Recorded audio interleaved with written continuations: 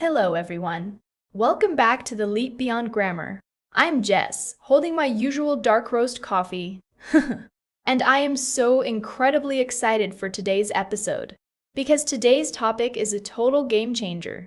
Today, our topic is stop thinking and start talking. Hi everyone, I'm Jack. And yes, if you have ever felt completely frozen in an English conversation, this episode is exactly what you need. Stop thinking and start talking. It sounds so simple, right? But it's probably the biggest hurdle for every language learner. It really is. Your go-to English podcast isn't just about learning new words today, it's about unlocking the words you already know. So grab your coffee or your tea if you're like Jack, and let's dive right into it. Jack, I have to ask, have you ever had one of those moments where your brain is full of perfect English, but your mouth is just completely on mute? Oh, absolutely. In fact, I did something completely wild this morning. Something that goes against my entire personality. Wait, what did you do? Did you skip breakfast? No, nothing that extreme. I actually answered a voice message from a friend who speaks my second language. Wait, what? No overthinking? Jack, this is breaking news. I know, right? Usually, I type a message, I delete it. I type it again. I check the grammar, I delete it again. But this morning, I just pressed the record button, sent a very short, messy voice message, and thought, okay, done. Not perfect, but real. I feel that so much. I also have those moments when I write, write, and delete. And in the end, I just don't send anything at all. So much thinking and absolutely no communicating. Exactly. And I guess so many of our Leap Beyond Grammar listeners do the exact same thing. They think, but they don't actually speak. Yeah, their head is full of brilliant sentences, but their mouth is on mute. And that's exactly why today's topic is stop thinking and start talking. Because today we are not talking about boring grammar rules. We are talking about that terrifying moment when your brain is busy and your voice is quiet. I know that feeling so well. I sometimes look back and think, how many amazing chances to practice speaking did I miss, just because I decided to stay silent? Too many to count. So today, we are going to share real stories, simple mindset shifts, and tiny steps you can try right away. We want speaking to feel more like chatting with a friend over coffee and less like taking a stressful university exam. But before we go deeper into today's topic, we want to ask you for one tiny favor. If you enjoy learning with us, please hit that like button and subscribe to the channel. It really helps more English learners find the Leap Beyond Grammar podcast. And we would absolutely love to hear from you in the comments. You can write one simple sentence. Something like, hi, I'm, your name, from your country, and one situation where I overthink and stay quiet is, and finish the sentence. Yes, we really read your comments, and we love getting to know you. And honestly, when you write a comment, your English brain has to work. You have to choose words and build a sentence. That is real practice, not just passive listening. All right, let's get into the deep stuff. Let's talk about a real embarrassing moment. Do you remember a specific time when you wanted to speak and your brain just completely shut down? Oh yes, I remember it so clearly. I was at a crowded train station in another country. I had practiced my sentence in my head 20 times. Excuse me, does this train go to the central airport? It sounded perfect in my head. Okay, that sounds like a very simple standard question. It was simple, until the train conductor suddenly turned around, looked me right in the eyes, and said something super fast. Suddenly my brain felt like someone just pulled the power plug out of the wall. Like when the Wi-Fi suddenly drops on a video call. Exactly. 1 second, I had full high-speed internet in my brain. The next second, no connection. Error 404. I just stood there, holding my ticket. I opened my mouth and said, train, fly place, and I pointed at the sky like a total weirdo. Train fly place.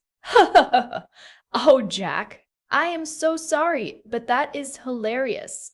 Did you get on the right train though? Yes, I did. The conductor actually smiled and pointed to the right platform. He was very kind, but inside I felt so incredibly embarrassed. I walked onto the train thinking, come on, Jack. You studied this vocabulary for months. Why couldn't you just say one normal sentence?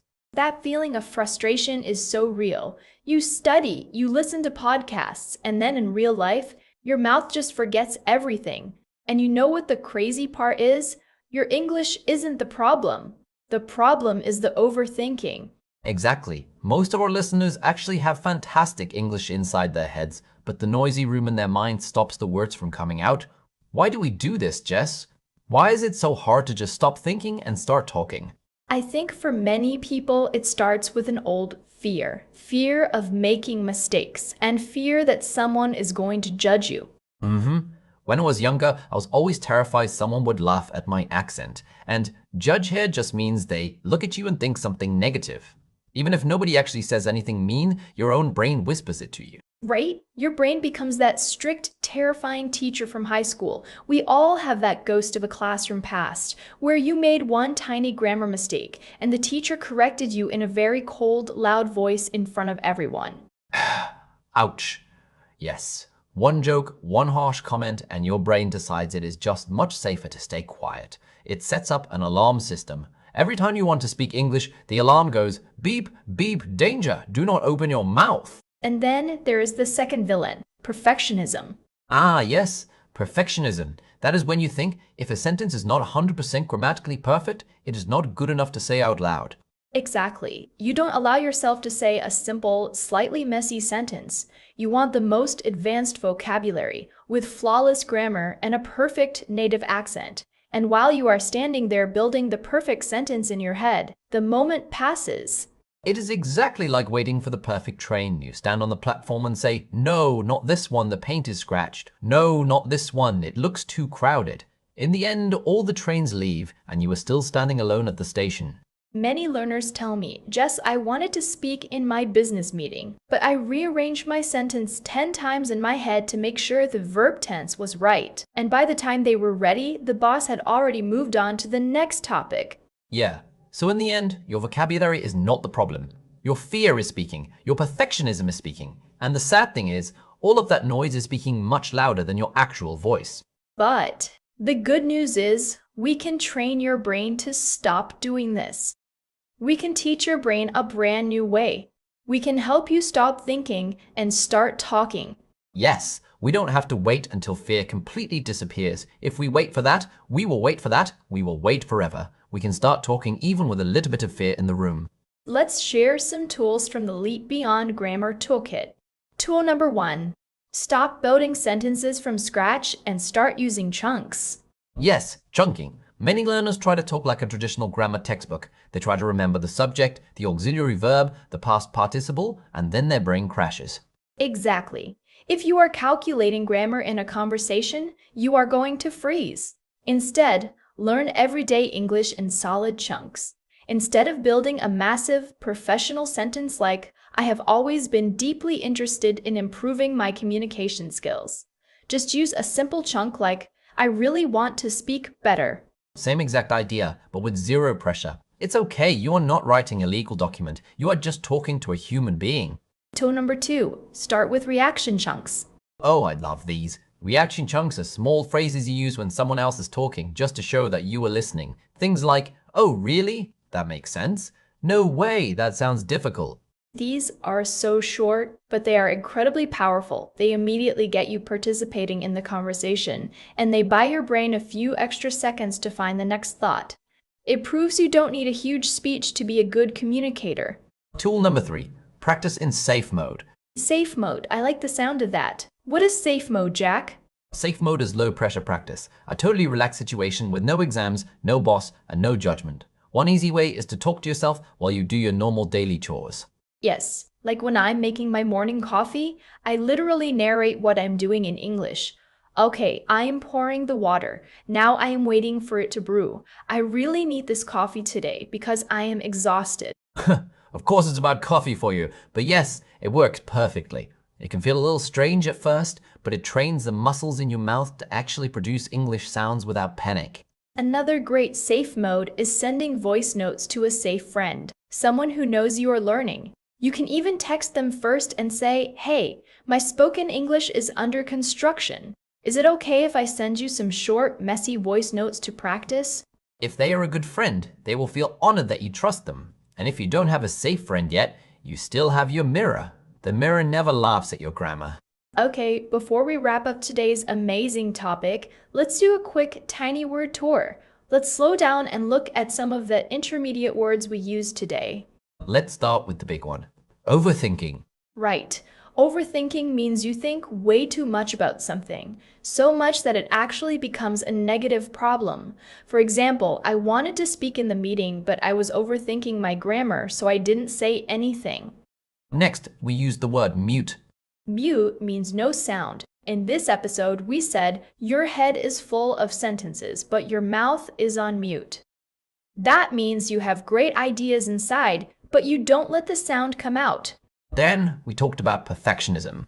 Perfectionism is when you want everything to be flawless, and you feel it's a failure if there is even one tiny mistake. For example, because of my perfectionism, I almost never speak English at parties. And finally, my favorite phrase, under construction. Ah, I love this one. Normally, we say a road or a building is under construction when it is not finished yet, but you can apply this to yourself. My English is under construction. It means, hey, I'm working on it. It's not perfect right now, but I am building it step by step. That is such a beautiful mindset. Remember everyone, simple and spoken is always better than perfect and silent. Always. So here is our tiny challenge for you today. We want you to say one real sentence in English out loud. Just one. You can say it to your dog, to your mirror, or record it as a voice note on your phone. Don't wait for the perfect moment. Just choose a normal, everyday moment. Stop thinking and start talking.